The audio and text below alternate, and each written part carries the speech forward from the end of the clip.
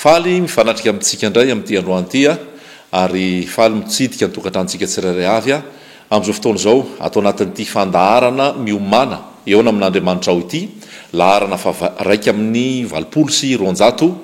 amin'izao fa raiky amin'ny 10 ny volana Jolay izao raiky amin'ny 20 sy 2 miarabantsika tsirairay avy ary ny fanamasina no hitarika anazava amelombelona antsika tsirairay avy amin'ny alalan'ny teniny izay omeny amintsika omeno antsika amin'ity androany ity. Mialohan'ny torinan'ny teny dia ilaza vaovao kely amintsika momba ny mission izay napetraky ny tompo atao atsoatsy amin'ny sabotsy ho avy zao fa 17 ny volana Jolay zany 17 juillet dia misy fitoriana filazantsara ao Mahajanga ao amin'ny salle au Maison des Jeunes Barday apitan'ny TVHFB ao manomboka amin'ny 3 ora averiko amin'ny sabotsy zao 17 Jolay manomboka amin'ny 3 ora ao Mahajanga ao amin'ny Maison des Jeunes Barday apitan'ny TVHFB ao Ampasika ao zany ny fitoriana anasana tsika rehetrarehetra any Mahajanga na izy tsika na iza na viaitsika na viaiza tsy anavahana na iza ary ny fitoriana ao dia anambaratsika an Jesosy itorianan Jesosy le fanafahana le famonjena le fiainana zay no ambara ao dia ampitiavana no andraisana tsika tongava iain'ny tenin'Andriamanitra fa ilaitsika no manokana fotoana ilaitsika no manana fandavatena ilaitsika no mamoky ny fanahintsika amin'izao vaninandro sarotra zao amin'izao mialohan'ny fampiakarana ny fiangonana zao mba tsy hovariana amin'izao fiainana zao tsika mba tsy hovariana amin'ny zavatry ny tany fa hifantoka hiomana ary ampiomana ny fanahintsika anomana ny fanahintsika mba ho vonona amin'ny andro fampiakarana dia anasana tsika tsirairay avy zany zay any Mahajanga ho tonga amin'ny fotoana io tsy misy rakitra tsy misy vidibidirana tsy misy fanentanana arabola fa nomena maimaimpona dia mizara maimaimpona ho atsika zay tsy any Mahajanga fa mandre an'izao fandaharana zao mandre an'izao vaovao zao fa malala olona ny Mahajanga dia ila zao ampitapitao ny afatra fa misy fitoriana filazantsara any zay anambaratsika an Jesosy hitondra fiainana ho an'ny olona averiko ihany zany amin'ny sabotsy fa 20 ny volana Jolay manomboka amin'ny 3 ora ao Mahajanga ao amin'ny Maison des Jeunes Barday eo ampitan'ny TVHFB ao Ampasika ao zany ny fitoriana amin'ny sabotsy fa 17 ny volana Jolay manomboka amin'ny 3 ora tolakandro dia samy atsaro ambavaka an'izany tsika ary ny tompo ane hiasa aneo ny vonahany manaraka ny fitoriana ao arinan'io dia any amin'ny faritra Sava any avaratra Madagasikara zany Sambava Antala Voemara sy Andapa misy toerana maromaro zay hotsidiana zany any efa mandeha ny filazana efa lazaina tamintsika teo aloha teo dia anasanantsika ihany koa zany manomboka amin'ny 12 Jolay ka hatramin'ny fa 7 ny volana Jolay anasana ny rehetrarehetra tsy akanafaka mba hazona fiainana tsy hitaona atsika ho amina antoko-pivavahana na amina toko-pinonoana tsy apetraka atsika amina rafidrafitra sy ny fombafomba fa hanambara amintsika le teny mitondra fiainana teny mitondra fanafahana dia tsy izy zany fa Jesosy Kristy ary dia anasana atsika zany misy ao arinan'ity fitorian'ity dia apetraka io ihany ny fitana famitinana an'izay dia zay hoe aiza sy aiza avy ny daty sy ny ora dia ho hitantsika ao arinao zany ao arinan'izao fitoriko zao dia manasa antsika ihany koa hitsidika ny pejy ny site www.miomana.com www.miomana.com fa apetaka ao ny vaovao momba an'izany fitoriana any amin'ny faritra Sava zany ao amin'ny YouTube ihany koa Christiane Nave dia afaka ahitanao ny vaovao momba an'izay raha maniry ianao ny ho tonga dia raisina ampitiavana ianao raisina tena hoe amin'ny fifaliana ary entano ihany koa ny havana namana matsakaiza rehetra mba ho avy amin'izany fotoana zany fa mila miomantsika ny amin'ny fiverenan'i Jesosy ary anisan'ny fiomanana tsara indrindra dia ny fianonan'ny tenin'Andriamanitra zay anova raha mankatotsika raha mindrosika hitondra fiainana ao atsika ary zay vonona dia isan'ny makarina rehefa ho avy Jesosy eny amin'ny raha lanitra zay zany ny vaovao momba ny fitoriana misaotra atsika mahatsiaro ambavaka misaotra atsika manohana ny asa ny voninahitra dia ho an'i Jesosy irery any amin'izany rehetrarehetra zany zao tsika dia andray ny teny amin'izay ty androany ity dia ato amin'ny lioka no raisitsika fantaniana mipetraka dia izao ho raisina sa ho avela ho raisina sa ho avela zay ny fantaniana mipetraka ary milanana antsika valiny aorianan'izao fitoriana izao voalaza fa ho avy jesosy kristy eny amin'ny rano lanitra aka ny fiangonany zay le antsoina hoe enlèvement de l'église i paoly dia mitantara an'izay ao amin'ny tesalonianina ozy izy hoe itsika zay velona ozy izy dia tsy ahaloa zay odimandry nyteneniny aloha izy izy hoe tsy tianay tsy ho fantatrareo ozy izy ny am'ireo modimandry mba tsy hanananareo fanantenana tahaka ny sasany mba tsy ahalailovanareo tahaka ny sasany zay tsy manana fanantenana dia nambara paoly teo amin'izay ny amin'ny fizotrany zany hoe fitsanganana maty sy ny fiverenan'i jesosy zany zay zany le hoe enlèvement ao amin'ny tesalonianina no misy an'izay dia zao ny filaharany ny maty eo amin'ny tompo izy no hitsangana aloha rehefa maneno ny trompetra dia ny maty eo amin'ny tompo no hitsangana dia avy eo izy ny teny hoe itsika zay velona ka mbola mitoetra dia hovaina ary hiaraka hoakarina ihany koa dia hitsena ny tompo eny amin'ny rano lanitra zay zany le enlèvement famarinana ato amin'ny tenin'andriamanitra zany tsy izao no mamorona an'izany a tsy resaka fotsiny zany a tsy anganongano zany tsy tantara fotsiny zany tsy vazivazy io fa maro no tenin'andriamanitra io averiko enlèvement de l'église fampakarana ny fiangonana tsy ny rehetra no akarina tsy ny rehetra no tafiakatra rehefa ho avy zay fotoana zay tsy ny rehetra na dia hoe kristianina daholy ary na dia milaza hoe an jesosy ary na dia milaza hoe mpanompon'andriamanitra azy na dia milaza hoe zanak'andriamanitra azy dia tsy ny rehetra ary zay no mahatonga ty fanontaniany ity hoe ho raisina sa ho avela lioka toko fafito amby folo ny andininy fa raika amin'ny telopolo anasananao ny amaky azy ao alolohany a momba n'izany hoe fiverenan'i jesosy zany a nanomboka amin'ny andininy faharoapolo fa noho ny fotoana zay voafetra moa dia fitiniko ihany a tsy tena hovakiko daholo ny rehetra lioka toko fafito amby folo andininy fa raika amin'ny telopolo ary amin'izany andro zany izay ao an-tampotrano ary ny entany ao an-trano dia aoka tsy hidina aka izany ary toy izany koa izay any an-tsa aoka tsy hiverina amin'izay nilao zany izy tsarovy ny vadiny lota nazovy mitady amonjy ny ainy dia avery azy ary nazovy no avery ny ainy dia aharo azy lazaiko aminareo fa amin'izany alany zany isy roa lahy miray fandrina ny anankiray ho raisina ary ny anankiray ho avela isy roa vavy miara mitoto vary ny anankiray ho raisina ary ny anankiray ho avela ireo io any tena tiana zariana amintsika mampieritreritra mampametra-panontaniana jesosy misy no manao an'io tantara io jesosy no miresaka eto tahaka ny tamin'ny andro ny noa ozy izy ny olona tsy nanapo mihitsy a noa nanamboatra ny samby fiara vita ny samby fiara nasainin'andriamanitra niditra amin'izay noa valo mianaka nampidiri''ny noa ny biby maro isan-karazany ary andriamanitra nandrindrina ny varavarana voarindrina ny varavarana tonga ny safodrano ary reo olona rehetrarehetra zay tsy nino ny teny a dia maty tao anatin'ny safodrano tak'izany tamin'ny andro lota dia efa nitao amin'ny anjely efa nafarana ilota sy ny vady aman-janany mba hivoaka tao sodoma sy gomora satria tena feno loto feno fahotana ary tena efa tafakatra any amin'andriamanitra ny fahotany sodoma sy gomora dia tamin'izany fotoana zany dia everin'ny olona fa nivazivazy lota everin'ny vinatony fa nivazivazy lota dia tsy nandeha niara-ny voaka taminy ny vinatony fa ilota sy ny vadiny sy ny janany vavy a no navoaka ny anjely tao mihitsy a niala tao sodoma sy gomora dia tonga ny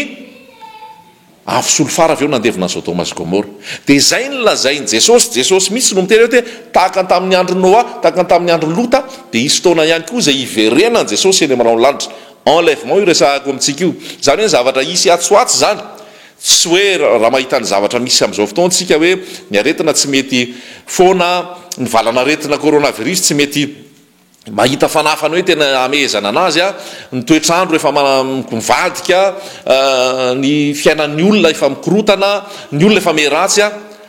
tsy midika akory zany hoe efa ho farandro tsy mbola farandro ary tsy hifarana ny tsy ho tapitra zao tontolo zao fa ny zavatra isy aloha dia zao iveriny jesosy a aka ny fiangonana zay ny zavatra ampahafantarina antsika tsy hoe farandro zany tsy mbola farandro mbola any arina be zany fa iveriny jesosy a rehefa miverina jesosy a miakatra ny fiangonana, rehefa miakatra ny fiangonana dia misy amin'izay le hoe tribulation, zany hoe le tena fampahoriana be a fahoriana eto amin'izao tontolo zao. Rehefa vita zay a mandritry ny fito taona io tribulation io, grande tribulation io a, zay vao iverina indray jesosy miaraka amin'ny fiangonana anafaka ny Israely. Ary amin'izay fotoana zay a no isy an'ilay fanjakana arivo taona. Dia rehefa vita ny fanjakana arivo taona, ao indray no misy ady avy eo amin'ny satana sy ilay ny biby dia sy ny maro isan-karazany a, zay hitsarana sy andefasana azy amin'ny lavaka tsy tanonoa, ao ny anokafana ny fariafy sy olofara, any misy ny fitsarana. Dia any amin'izany fotoana zany a, zay vao misy amin'izay ny lanitra vaovao a sy ny tany vaovao a sy Jerosalema vaovao. Zay zany a ny ataoko hoe raha resaka tsotra fotsiny a ny chronologie ny amin'ny resaka amin'ny hoe eschatologie, ny amin'ny hoe fiverenan Jesosy ny amin'ny zavatra ho avy. Fa ny zavatra akaiky zany zao dia efa ny fiverenan Jesosy efa akaiky a, ny ampakarany a ny fiangonany. Moa anisan'ny ve za, moa anisan'ny venao, inona no mety hoe raha efa kristianina an Jesosy kanefa mety tsy hatafiakatra. Ny anankiray a dia ny resaka tsy famelan-keloka, ny anankiray a dia resaka tsy famasinana, ary ny fahatelo a dia resaka fitiavana an'izao tontolo zao. Reo telo reo ihany no resahako anatin'ity miomany ity. Tsy famelan-keloka raha ao amin'i Jesosy ianao nefa tsy mola mamela heloka, ny tompo koa tsy hamelany heloka ao. Ary rehefa tsy mamelany heloka ao ny tompo a dia tsy voasoratra ny an-danitra ny anaranao, ary tsy isany ho tafiditra ao amin'ny fanjakany ianao. Zay ny anankiray, tsy famelan-keloka. Ny faharoa resaka tsy famasinana, zay tsy manam-pamasinana dia tsy ahitany tompo. Tenin'Andriamanitra mipetraka tsara mihitsy zay. Ary ny fahatelo a dia ny fitiavana an'izao tontolo zao, zanak'Andriamanitra nefa tia zao tontolo zao, manaraka ny fomba an'izao tontolo zao, miaina ny fomba an'izao tontolo zao, miombino tamin'izao tontolo zao a, tsy ankasitrahan'ny tompo zany ary tsy hampiakatra anao ho any amin'ny fanjakany ihany koa, tsy isany ho akarina raha ho avy Jesosy ny amin'irao lanitra. Raha mitory an'izao teny zao a, tsy zany tsara, tsy zany lafatra, tsy zany fanaperana, zany efa hoe nahavita sy natratra ny marika. Fa mitenyny lazain'ny Paoly hoe manadino ny tany aloha rehetra tany, manadino ny tamin'ny maraina, manadino ny maly, manadino ny fako maly, manadino zay rehetrarehetra any a, fa mijeriny eo anoloana dia mijeriny an Jesosy a, miezaka manatratra ny marika hoy ny voasoratra. Tsy mitsara zao teny zao, iza moa any itsara, zinona moa any itsara. Fa ny famarinany tenin'Andriamanitra no apetraka eo amintsika, ny fahazavan'ny tenin'Andriamanitra no entiny eo amintsika, ary ho azavain'ny tenin'Andriamanitra tsika dia anjarantsika no mijery avy eo hoe aiza no misy a amin'izay fotoana zay rehefa ho avy Jesosy eny amin'irao lanitra. Voalohany ary dia ny tsy famelan-keloka. Tandremo Lioka toko fa 7:7 Lioka toko fa 7 dia ny 1:4 dia zao nolazain'i Jesosy: ary raha manota aminao, 1:3, mitandremy ianareo, fa raha manota ny rahalanao a dia teneno mafy izy, ka raha mibebaka izy a dia mamelany elony. Raha manota aminao impito indray andro izy, ary mivalo aminao impito kosa manao hoe mibebaka aho, dia mamelany elony. Apetraky ny tompo amiko sy aminao a ny famelan-keloka ho andreo zay nanao ratsy taminao. Vavaka nampianarin'ny tompo dia miteny an'izay mihitsy hoe mamelany eloka tahaka namelanay zay meloka taminay. Matio a toko 5, Matio toko 5 a andininy 4:10 sy ny 5:10. Matio toko 5 azafady, Matio toko 5 andininy 4:10 a sy ny 5:10 dia zao no voasoratra: fa raha mamela ny fahadisonin'ny olona ianareo dia mba hamelany ianareo kosa ny rainareo zay any an-danitra. Fa raha tsy mamela ny fahadisonin'ny olona ianareo dia tsy amela ny fahadisonareo ny rainareo. Mipetraka tsara mihitsy zany tenin'Andriamanitra zany. Raha vao tsy mamela ny fahadisonin'ny olona ianao dia tsy amelanao ny ray, fa raha mamela ianao dia ny ray koa amelanao. Ao amin'ny Matio toko 7 andininy 2:20 sy ny 5:30. Matio toko 7 andininy 2:20 sy ny 5:30 dia zao no voasoratra: tompoko, impiry moa no anontany rahalahiko amiko, ka avelako izy hatramin'ny impito va? Fa hoy Jesosy tamin'ny tsy lazaiko aminao hoe hatramin'ny impito, fa hatramin'ny impito amin'ny 70. Dia amin'ny 5:30 ary tahaka izany koa no ataon'ny raiko izay any an-danitra aminareo, ratsy mamela ny rahalanareo amin'ny fonareo avy ianareo. Dinio ny tenanao, mandiny tena, mandiny tenitsika, sao dia mbola misy tsy famelan-keloka any aminao. Kristianina ny resahako a, milaza efa zanak'Andriamanitra ny resahako a. Mety nisy nanao ratsy taminao mbola tsy avelanao ny elony, mety nisy meloka taminao mbola tsy avelanao ny elony. Ianao no mety manana ny marina, ianao mety tsy nanatsiny tao anatin'izay. fa zao no napetraky ny tompo mamelany elony tahaka ny namelany jesosy ny elokao no hitenenany tompo hoe mamela koa ny elony fa mazava be ny ten'andriamanitra raha vao misy lolo-po ao aminao, raha vao misy tsy famelan-keloko ao aminao, raha vao misy tsy fitiavana aminao, midy aminao io lanitra io na mandoa fahafolo-karena azy ianao. Fahafolo-karena ary moa tsy manokatra ny lanitra fa resaka fotsiny zany hoe na manao asan'andriamanitra ianao, na manao fanompona be ianao, na manao rakitra ianao, na mafanafoa fanompona ianao, nefa ao anatinao misy tsy famelan-keloka zava-pony zany. Zay misy ny ten'andriamanitra raha manao ny fanatitra ianao eo anao matsiary fa nyralanao manana alahelo aminao avy anao aloha ny fanatitra ndana mandeha mifona aminy ndana miresaka aminy. Misy zatra zany mbola mila alamina mihitsy fa sao dia miazakazaka tsika manompo, miazakazaka tsika manao asa, nefa ao anatsika ao misy tsy fitiavana, ao anatsika ao misy fankahalana, ao anatsika ao misy tsy famelan-keloka. Andriamanitra tsy manatsotra ny tavany aminao, tsy manapotra ny tavany aminao, tsy manatsotra ny tanany aminao fa mahatonga anao tsy ho tafiakatra raha misy zany zavatra zany.